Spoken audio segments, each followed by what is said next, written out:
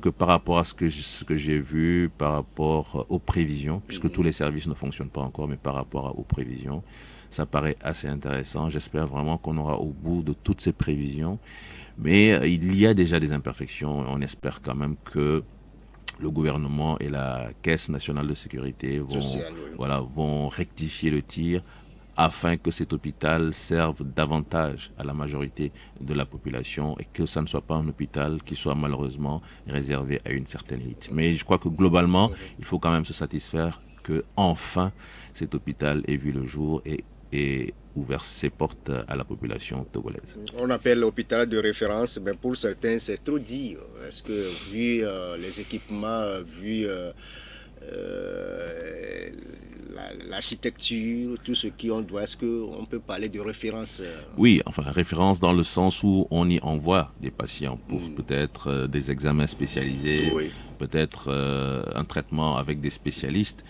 Et donc, je disais que si on tient compte de la situation actuelle, où tous les services ne sont pas encore en fonctionnement, donc oui, il y a encore des manquements. Mais je pense que l'hôpital est en train de se construire, il est en Oui. train de se mettre en place et il y a des prévisions qui nous ont été présentées. Donc on attend de voir si d'ici à un an, d'ici à 18 mois, ces prévisions seront vraiment réalisées et alors là, on pourra être satisfait. Mais c'est sûr que si les manquements persistent, le Saint-Fot et nous serons en tant qu'acteurs de la société civile à vos côtés pour dénoncer tous ces manquements. On a dit que vous avez dirigé le Saint-Fort avant, vous connaissez bien le secteur, mais au-delà de tout, professeur David de Sekoué, on a vu aussi qu'avec le projet contractualisation, le domaine de la santé a beaucoup évolué, des choses ont été corrigées, les structures de santé ont retrouvé leur autonomie, que ce soit financière ou d'équipement. Mais pourquoi, selon vous, pour certains, c'est des résultats qui cachent la forêt? Est-ce que vous n'êtes pas satisfait des projets réalisés par la contractualisation? Alors, ce que nous nous disons, c'est que la contractualisation, c'est un concept. Et c'est un concept que l'on met en place lorsque, il suffit d'aller sur Internet. Moi, je n'ai pas appris la contractualisation lorsque j'étais à la faculté. Je l'ai appris après, en allant m'informer sur Internet, lorsqu'on avait imaginé ce concept pour aider à guérir le secteur de la santé. Et on vous dit clairement que lorsque l'État échoue dans un processus, l'État se retourne vers le secteur privé. C'est une espèce de partenariat public-privé. L'État se retourne vers le privé parce que le privé a des ressources, Oui. parce que le privé a des techniques de fonctionnement et on demande donc au privé de venir apporter une aide au secteur public. Le privé vient, fait l'état des lieux et dit j'accepte ou je n'accepte pas. Et si le privé dit j'accepte, voilà mes conditions. En termes de risques à se partager, on se partage les risques, mais le privé, il vient pour faire du profit. C'est normal. Donc on se partage les risques et voilà comment on se partagera les bénéfices. Vous essayez de vous accorder et ça implique forcément un certain nombre de changements. Et ces changements, il faut quand même que la population puisse l'accepter. Et donc, il revient à l'État de faire de la pédagogie à l'endroit de la population, d'expliquer un certain nombre de choses. Par exemple, si la consultation était à 1000 francs, on va dire, écoutez, avec la contractualisation, la consultation va passer à 2000. Mais ça va permettre de mieux payer le personnel. Ça va permettre d'avoir des équipements, d'avoir un plateau technique et vous serez mieux soigné. Une fois que la population a compris, on se lance dans le processus.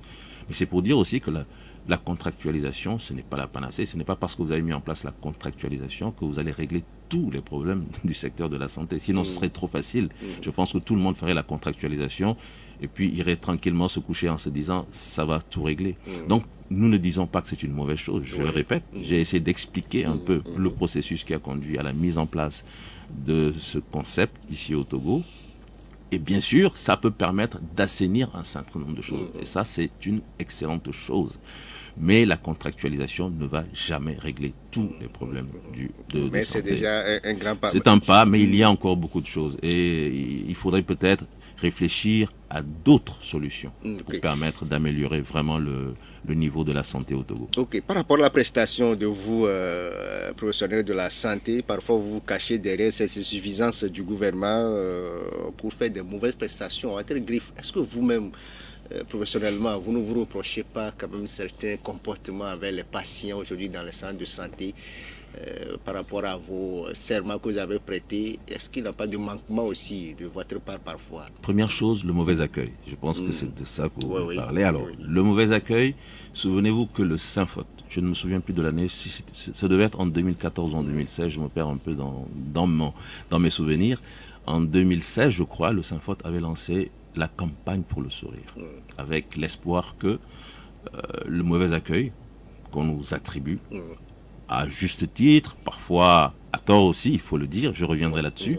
Donc le mauvais accueil, nous voulions prendre le taureau par les cornes et nous-mêmes acteurs apporter des solutions. Nous avions entamé une première phase par rapport à ce mauvais accueil, donc à la campagne pour le sourire que nous voulions lancer. Et c'était à l'époque du ministre Agba, paix à son âme. Nous lui avions écrit et il nous avait répondu, il nous avait félicité pour cette initiative. Mais on avait compris qu'il nous accompagnait, mais sans pouvoir financer, sans pouvoir donner de l'argent. Alors que nous avions besoin d'argent quand même pour pouvoir être sur les médias, faire des tournées, pour expliquer aux gens la nécessité de bien accueillir. Même si vous n'avez pas l'équipement, rien que l'accueil, rien que le sourire, ça permet aux malades à moitié. Voilà.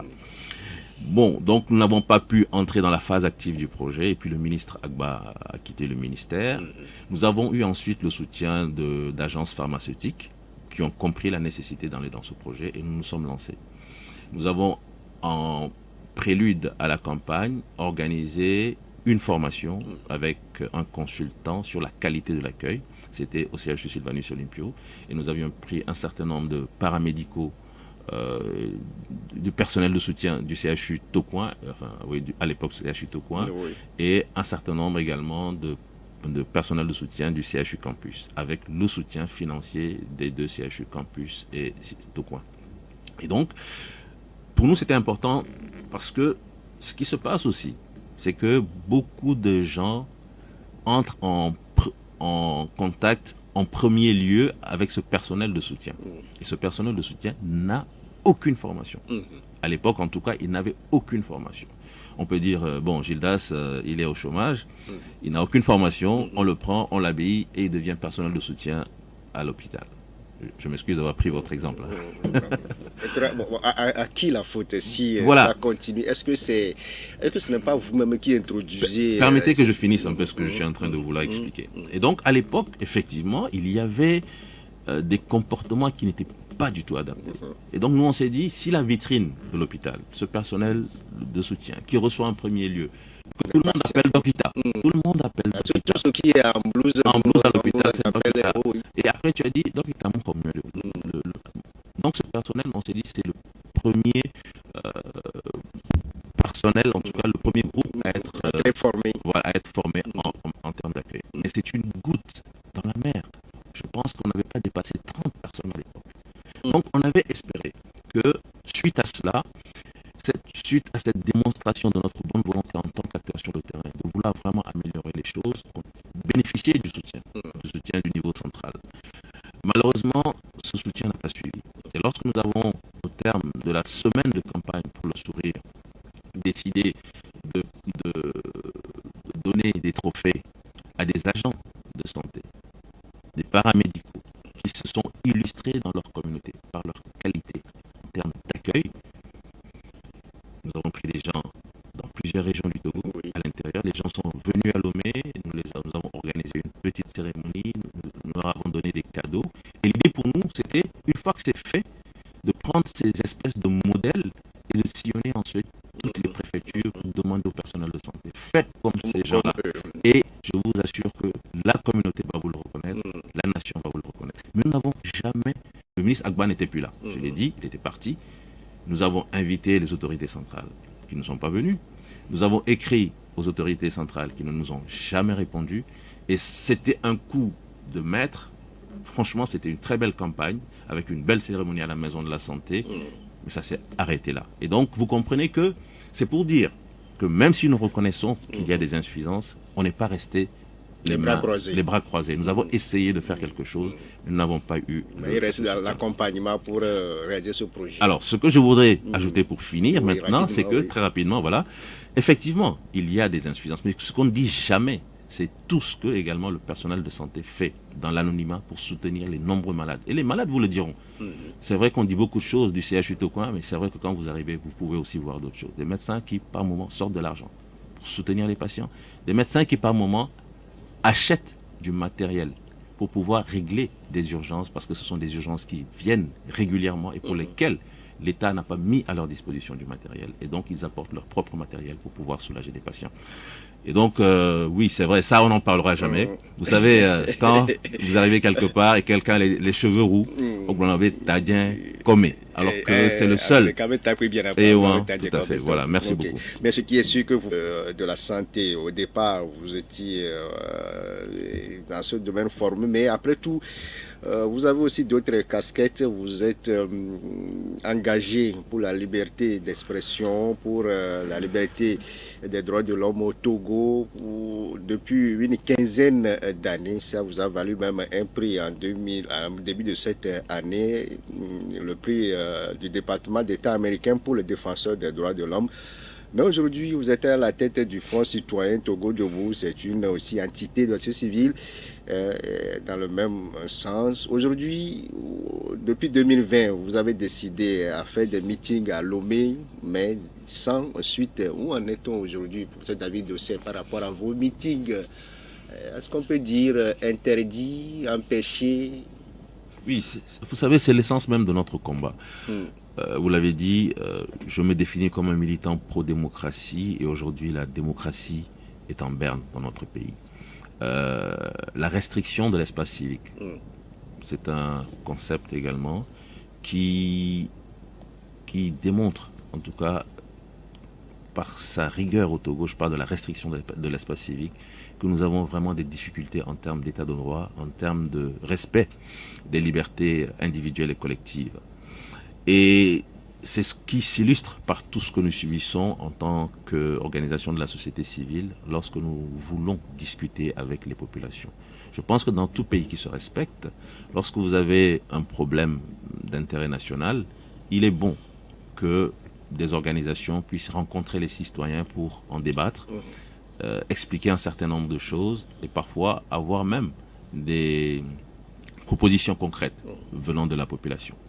Mais lorsque, pendant des mois, vous n'avez pas la possibilité d'organiser le moindre meeting, vous comprenez, alors que toutes les raisons qu'on vous avance, ce sont des stratagèmes pour vous empêcher de vous exprimer. Et c'est la situation que nous vivons actuellement. On dit que vous n'avez pas une base légale. Vous savez, je vais vous dire une chose. La lettre je vais vous dire une chose. Du Golfe, le préfet du Golfe, il a dit tellement de choses qui parfois sont au-delà de l'illégalité et de l'abus d'autorité.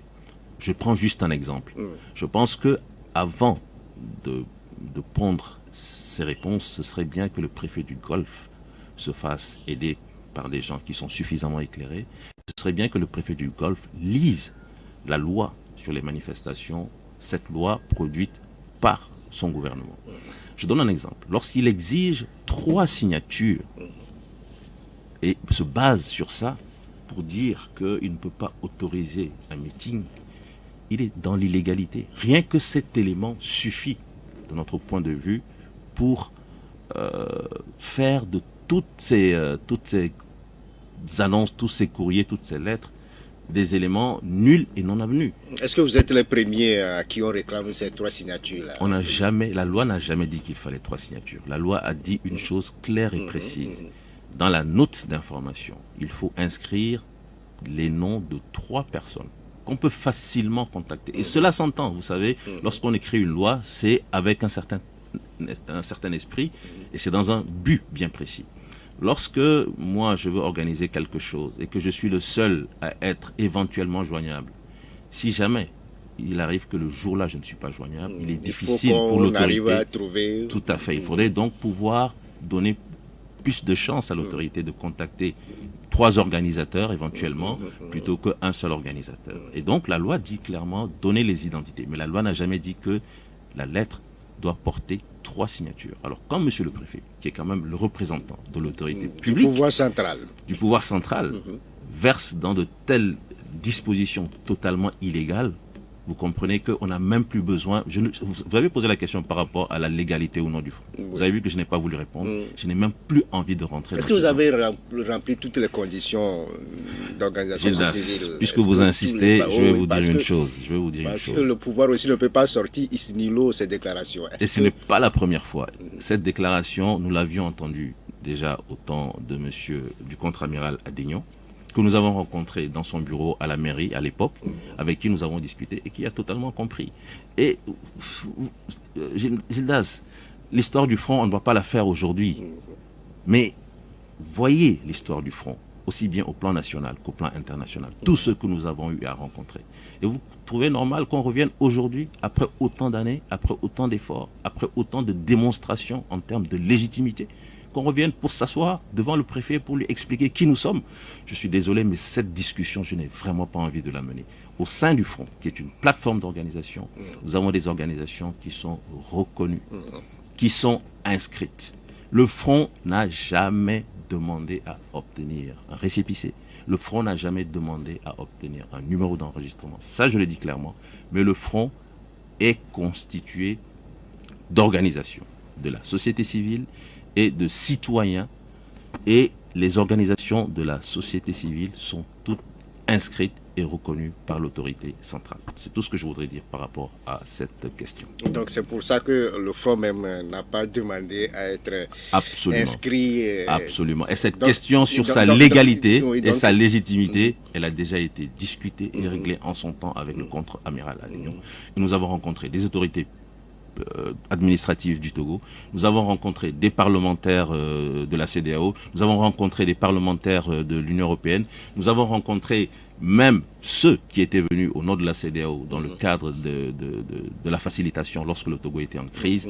Alors je pense qu'il y a eu suffisamment, et n'oublions pas une chose, lorsqu'il s'était agi de mettre en place la CENI au temps où le Togo était en difficulté en 2018, c'est au Front citoyen Togo debout qu'on a... Donc si le Front n'était pas reconnu, je pense qu'on n'aurait pas demandé au Front d'envoyer un représentant. Donc sincèrement, ne soyons pas dupes. Ne soyons pas dupes. C'est un abus d'autorité.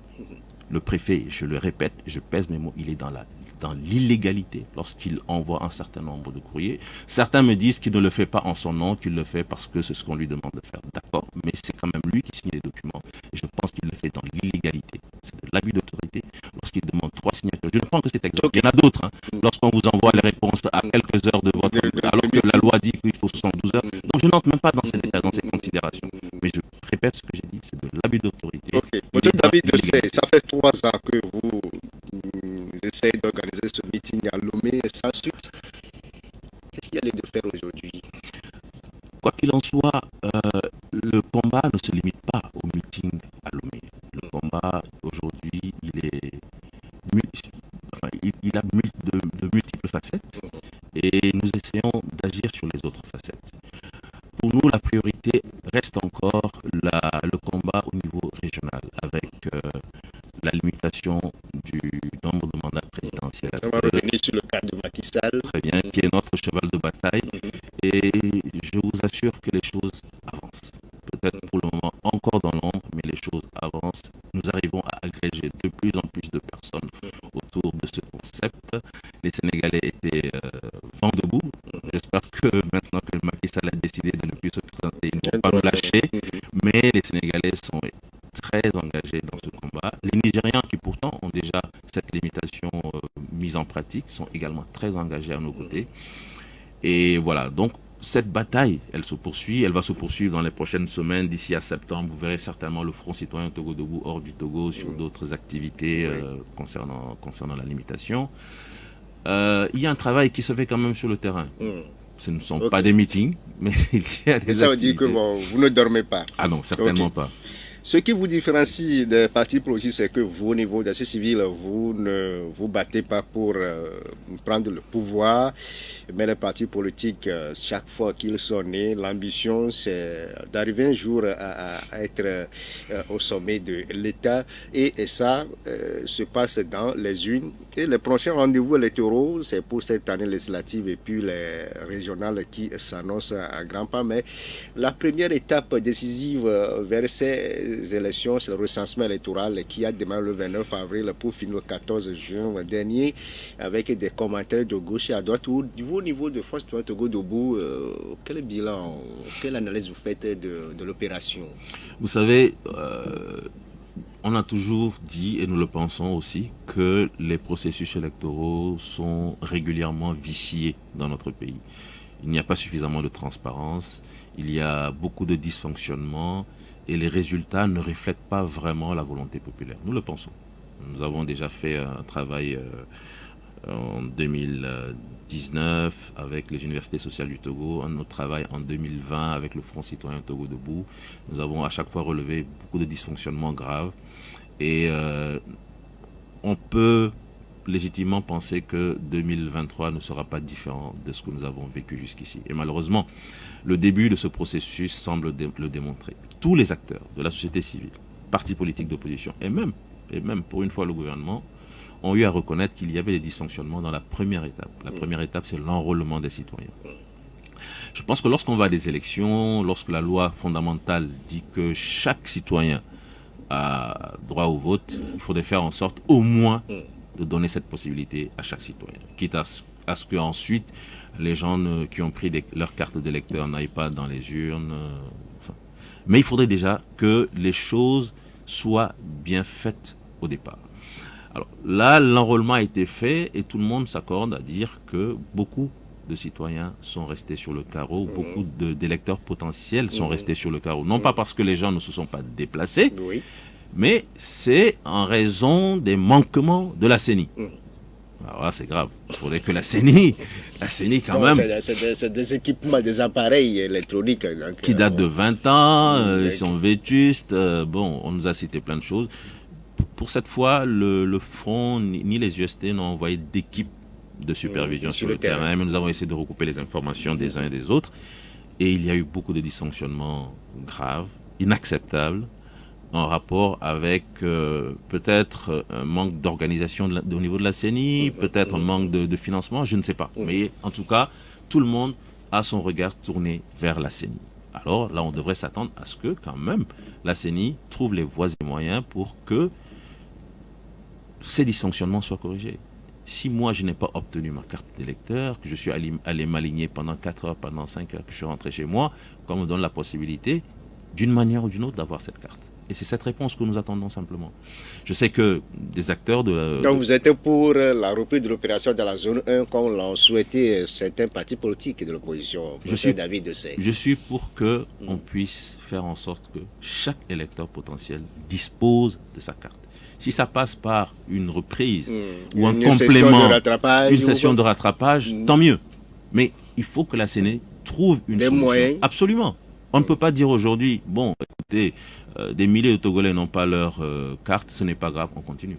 Pourquoi on continue? Parce que la CENI, dans son communiqué en date du 22 juin, dit que bon, l'opération de terrain est définitivement finie. Maintenant, sa priorité, c'est d'éplucher le fichier pour avoir un fichier consensuel propre pour la suite du processus.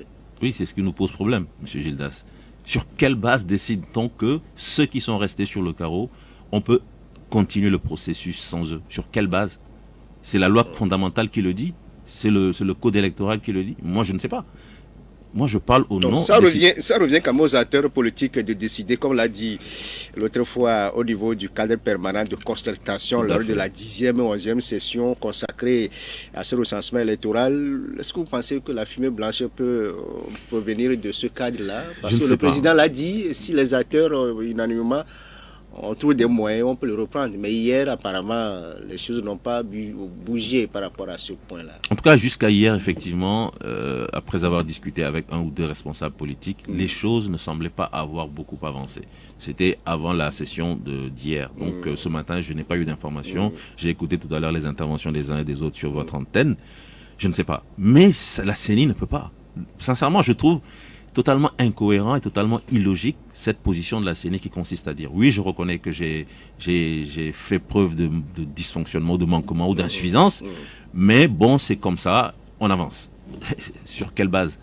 Et là, j'aurais bien aimé que certaines autorités publiques, comme le préfet, prennent une bonne note. Ça allait à l'encontre de la CENI pour leur dire que non, ça ne se passe pas comme ça. Donc, selon vous, c'est des actions qui n'augurent pas des élections transparentes. Oui, je l'ai dit. Déjà, ça frustre le jeu d'avance. Oui, on a le sentiment que... non, on a le sentiment, vous savez, quand on parle de restriction de l'espace civique, quand on parle d'élections truquées, tout ça a un même objectif, ça converge vers quoi? La confiscation du pouvoir politique. Et je crois que c'est une des bonnes raisons qui explique que si vous prenez 15 pays au sein de la communauté de la CEDEAO, il n'y en a qu'un seul qui n'ait jamais connu d'alternance démocratique pacifique. Un seul. Et c'est lequel, je vous pose la question, c'est le Togo. Donc on est dans cette logique où tout est mis en place pour continuer à confisquer le pouvoir politique et empêcher l'alternance démocratique. Il nous revient à nous de continuer le combat, de faire en sorte que la population soit remobilisée pour obtenir enfin cette alternance et que le Togo puisse rejoindre le concert des nations civilisées, que le choix soit des dirigeants soit vraiment laissé aux citoyens. Ok. Par rapport à un autre sujet, c'est le manque de communication par rapport au processus pour certains et aussi l'absence du chronogramme réel. Bien sûr. Oui, de ce scrutin. Les partis politiques l'ont dit que chacun va dans son intérêt. On ne sait pas ce qui demain va nous réserver. Peut-on dire qu'aujourd'hui c'est sciemment fait par la CENI de ne plus communiquer suffisamment ce processus, ou bien lui-même il ne détient pas le chronogramme? Sincèrement, on a l'impression que c'est de l'amateurisme, Gildas. Mais on est en juillet. On sait qu'il y a des élections qui doivent se faire d'ici à décembre. On n'a même pas de date. Non, alors là, je ne sais pas si le président de la CENI nous écoute. Mais là, franchement, monsieur, je vous en conjure, donnez-nous des dates. Vous savez, je me souviens de monsieur Koumou qui avait fait une remarque, mais qui est très, très... je ne sais pas quel qualificatif donner. Il a dit, mais imaginez des opérateurs économiques qui doivent planifier leurs activités sur des mois, parfois sur des années, mais au moins sur des mois, qui ont besoin de savoir ce qui va se passer au Togo en termes d'échéance électorale. On est dans la deuxième moitié de l'année, on sait qu'il y a des élections qui vont se produire, et on ne sait même pas quand est-ce que ces élections vont se produire. Mais comment est-ce que vous voulez que les gens planifient? Ce n'est pas du au jour le jour. Les gens planifient, mais sur des périodes longues. Et rien que cet aspect, moi je suis effaré, je ne comprends pas ce qui se passe. Si le président de la CENI est dans l'incapacité d'avancer, qu'il le dise, qu'il rende le tablier, qu'on donne le tablier à quelqu'un d'autre qui soit beaucoup plus efficace. Mais c'est de l'amateurisme, c'est de l'inefficacité. On ne peut pas comprendre cela. Monsieur Gildas, au moins le chronogramme, il faut qu'on me les donne dans les prochaines heures, sinon dans les prochains jours. Sinon, on ne peut pas comprendre ce qui se passe. On ne sait pas où on va. On navigue à vue. C'est sans tableau de bord. Mais attendez. Il a laissé partis politiques assez scruter, la question se pose des unions, des regroupements qui se préparent d'ici et là. Monsieur David Dossé, au regard de ce qui s'est passé en 2018 et en 2020, pour cette année 2023, comment l'opposition doit-elle aborder ce double scrutin? Personnellement, je vois non pas 2 élections en ligne de mire, mais je vois 3 élections. Il y a les régionales, bien sûr, les législatives, bien sûr, et la présidentielle de 2025. Il faut, de mon point de vue, si j'étais acteur politique avec un parti politique, je devrais travailler sur ces 3 échéances dès à présent, en me disant que les législatives ou les régionales, oui, on va y aller, bien sûr, mais ça va certainement préparer... En tout cas, la première échéance va aider à préparer la deuxième, et la deuxième va aider à préparer la troisième. Donc, c'est un long processus qui va nécessiter certainement, de mettre sur la table des choses nouvelles à l'endroit de la population, parce que la population, c'est elle qui constitue l'électorat, parce que la population est assez découragée, démobilisée, il faut la remobiliser. Et donc, il faut, en termes de stratégie, travailler sur ces 3 échéances et voir ce qu'on met sur la table. Vous l'avez dit, est-ce que c'est des alliances? Est-ce que les gens se posent des questions? Je ne suis pas là pour donner des leçons aux partis politiques, mais je suis sûr d'une chose. Si on reste en l'état actuel pour se présenter au régional, pour se présenter ensuite aux législatives et à la présidentielle, l'opposition togolaise risque de se faire laminer. Il faut donc véritablement une grande organisation. Il faut véritablement de la stratégie. Et il faut, bien sûr, des convergences, des alliances. Je ne dis pas qu'il faut mettre... Des alliances électorales. Il faut mettre en place des alliances. Et les alliances, les gens des partis politiques sont suffisamment intelligents pour prendre les bonnes décisions. Est-ce qu'il va falloir mettre en commun un certain nombre de ressources? C'est à eux de se poser les bonnes questions et c'est à eux de trouver les bonnes réponses. Et surtout, ils doivent être en mesure de présenter à la population un format qui donne de l'espoir à l'électorat et qui incite l'électorat de l'opposition à faire le déplacement. Mais si le format reste en l'état, avec des... Une décision courageuse pour certains dans une Afrique de l'Ouest rongée par l'instabilité, les coups d'État, le virus du troisième mandat. Macky Sall a été sauvé du variant troisième mandat, des cascades de réaction des quatre coins du monde suite à cette décision sage pour certains qui fait de Macky Sall Macky au propre, professeur David Dossé-Ekoué. La limitation des mandats présidentiels à 2, c'est l'un de vos combats sur le continent. Vous vous êtes promené, que ce soit au Bénin ou au Botswana. Vous avez appris cette déclaration de Macky récemment. Est-ce que vous étiez surpris d'abord? Je ne parlerai pas de surprise, mais c'est vrai qu'on pouvait s'attendre aussi à ce que le président Macky Sall décide vraiment d'aller au bout de son ambition et qu'il soit candidat pour un troisième mandat au Sénégal. Et donc, avec la crainte, malheureusement, de voir ce virus continuer de se propager en Afrique de l'Ouest. Malheureusement, la raison a prévalu sur l'ambition et il a compris qu'aujourd'hui, la limitation de mandat est vraiment un facteur important de concorde nationale, de paix sociale. Et cette décision, je pense qu'il aurait pu la prendre beaucoup plus tôt. Et il aurait évité au Sénégal et à l'Afrique de l'Ouest toutes ces turbulences que ce pays a malheureusement traversées. Mais mieux vaut tard que jamais. Il faut saluer la détermination du peuple sénégalais qui a dit non. Parce que, vous savez, globalement, moi c'est un pays que je connais bien, que je visite assez souvent. Globalement, beaucoup de Sénégalais vous diront qu'il a fait du bon travail. Durant ces deux mandats. Durant ces deux mandats, même si la gouvernance n'a pas été parfaite, c'est rarement parfait d'ailleurs, il a fait quand même de très bonnes choses.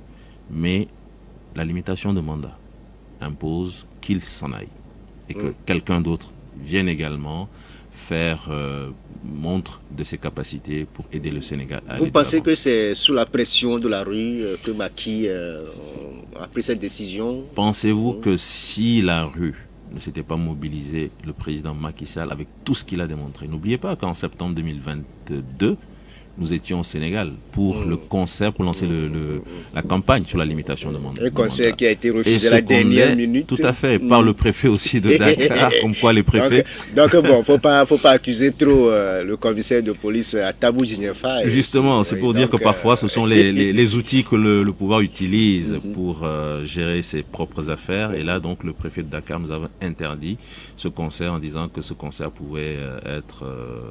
facteur de trouble à l'ordre public.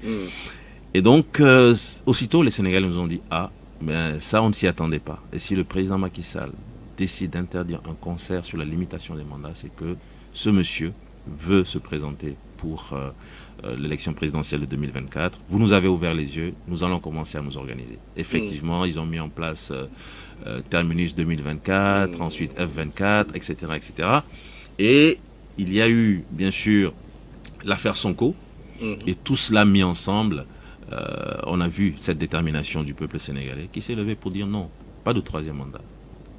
Ce n'est pas, en tout cas, avec vous, que le peuple sénégalais va commencer à expérimenter ces mandats multiples, comme cela se voit dans certains pays, où on est en train de finir un quatrième mandat, et on s'apprête à faire un cinquième mandat, et d'autres, je ne sais même plus à quel chiffre on est.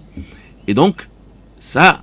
je pense que ça a servi certainement à M. Macky Sall dans sa réflexion, dans son analyse pour prendre cette décision. Et j'ai discuté avant-hier avec un Sénégalais qui est proche. Il m'a dit que même les gens qui sont de son parti des gens qui sont très proches de lui, beaucoup ne savaient pas quelle était sa décision. Oui. Parce qu'il subissait de vraies pressions. Parce que les maires de son parti, juste au lendemain, ont manifesté leur colère. C'est comme s'ils sont abandonnés en plein vol, comme le dira quelqu'un. Exactement. Parce que vous savez, il y a des gens qui ont leurs propres intérêts individuels et qui oublient l'intérêt général. Et donc, il y aura toujours des gens pour vous dire vous êtes le plus grand, le plus beau, le plus fort. Pour la stabilité du pays, pour la... qui reste. Exactement, c'est toujours les mêmes discours. Mais on sait aujourd'hui que lorsqu'on décide d'entrer dans ce cycle de mandats multiples, ce n'est jamais pour l'intérêt national. Je le précise, ce n'est jamais pour l'intérêt national. Quand on décide de faire 4 mandats, 5 mandats, c'est parce qu'autour de soi, il y a cette oligarchie. Il y a des gens qui sont là, qui mangent, qui profitent du système et qui vous diront toujours les belles paroles mielleuses. Si vous vous laissez tenter, tant pis pour vous et tant pis pour le peuple. Ayez ce courage. Quoi qu'il en soit, M. Macky Sall, il faut quand même saluer ce courage qu'il a eu de s'opposer à des gens qui sont proches de lui. Des gens donc qui il est sont sorti par la grande porte. Bon, en tout cas, il n'est pas sorti par la fenêtre. Ce n'est pas la grande porte non plus. Il est sorti, c'est déjà ça. Mais le cas Sonko aux yeux reste d'actualité. Bien Pourquoi sûr. ne pas aussi se prononcer clairement et sur je le crois cas que Sonko. c'est là où il va falloir accompagner le Sénégal, accompagner le pouvoir de monsieur Sall. Parce qu'on a senti quand même que il y avait eu un peu de mauvaise volonté dans cette sortie de M. Macky Sall et qu'il peut peut-être chercher à se, entre guillemets, venger d'une manière ou d'une autre en influant de façon inappropriée dans l'organisation de l'élection présidentielle, dans le caractère inclusif de cette organisation. Il pourra peut-être faire en sorte de se choisir son successeur et je pense que c'est inacceptable. Donc il peut écarter, il peut chercher à poursuivre, tout à fait, Mhm. à instrumentaliser davantage la justice pour écarter M. Sonko. Et donc je pense qu'il ne faudra pas le laisser. Il faudra faire en sorte que le processus soit totalement transparent au Sénégal, que tout le monde puisse s'aligner et que le peuple sénégalais décide. Okay. La présidentielle, c'est en février de l'année prochaine. 92 02 80 63 99 70 70 90. Vous êtes en direct sur Victoire FM. C'est le moment pour vous actuellement de participer à ce débat et poser des questions à notre invité, professeur Koué David Dossé, premier porte-parole du Front citoyen Togo Debout, qui est avec nous ce matin. Le premier auditeur qui se signale au bout du fil, c'est Évadrille Senghor. Bonjour. Bonjour. Bonjour Senghor. Monsieur David, bonjour. Bonjour Monsieur Senghor. Comment vous allez? Bien, merci. Merci. Bon, Monsieur David, je voudrais vous poser la question de savoir, en tant qu'un homme que Dieu a créé à son image, et nous sommes là pour un petit temps, et nous allons partir un jour, on n'a jamais acheté une personne avec des milliards ou sa voiture, ses maisons. Mais pourquoi les chefs d'État africains qui ne veulent pas partir et ils sont là tous les jours? Pour que moment, je ne comprends pas, Monsieur David Dossé. Qu'est-ce que vous pouvez quand même parler ou bien expliquer à cela? Merci beaucoup. Merci beaucoup. Derrière vous, c'est Madame Essi. Bonjour, Madame. Bonjour. Voilà. Je voudrais demander au docteur.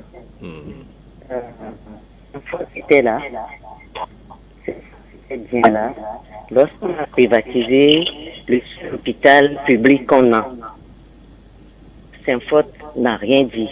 On nous a privatisé ça. Maintenant, on a rénové la morgue, laissant dans cet état, et on en a fait un fonds de commerce, et puis voilà, la morgue est devenu un fonds de commerce pour des gens. Et donc les Togolais crèvent en masse et se font conserver chez eux parce qu'ils n'ont pas les moyens d'aller payer la morgue. Ça c'est deux aussi. Je voudrais lui demander à qui appartient le nouvel hôpital, le grand renommé là. Lequel ça appartient. Docteur Lafier? Oui, si c'est à des privés ou à l'État. Voilà, c'est l'hôpital Alafia. Voilà. Okay. Pour le Sénégal, docteur Dossé a vécu là-bas. Moi aussi, j'ai vécu dans le désert. Et il n'y a jamais eu de démocratie au Sénégal comme les gens le pensent. Tous les dirigeants ont toujours essayé de coller là. Et puis sinon, on n'aurait pas eu Y'en a marre. Y'en a marre n'existerait pas. Ils ont tous essayé Et c'est parce qu'eux, ils sont plus flexibles que ceux du Togo, qui sont teigneux et plus violents, que les gens n'en savent rien. Autrement, il n'y a jamais eu de démocratie là-bas aussi. Ok. Merci beaucoup, Madame Messi. Derrière vous, c'est Zoukeline. Bonjour. Allô, Zoukeline est là? Allô? Bonjour. Oui, bonjour, c'est M. Zoukeline à l'appareil. Ok, vous êtes en direct. Bonjour au docteur. Oui, bonjour monsieur. Et merci pour les informations qu'il nous fait passer. Du courage dans son combat. Merci à vous. Par rapport au président Macky Sall, je sais pas, c'est mon avis personnel, je ne sais pas pourquoi les gens le félicitent. Parce que lorsque nous prenons une allégorie, qui est telle que vous déposez quelque chose, un volet vient s'emparer de la chose.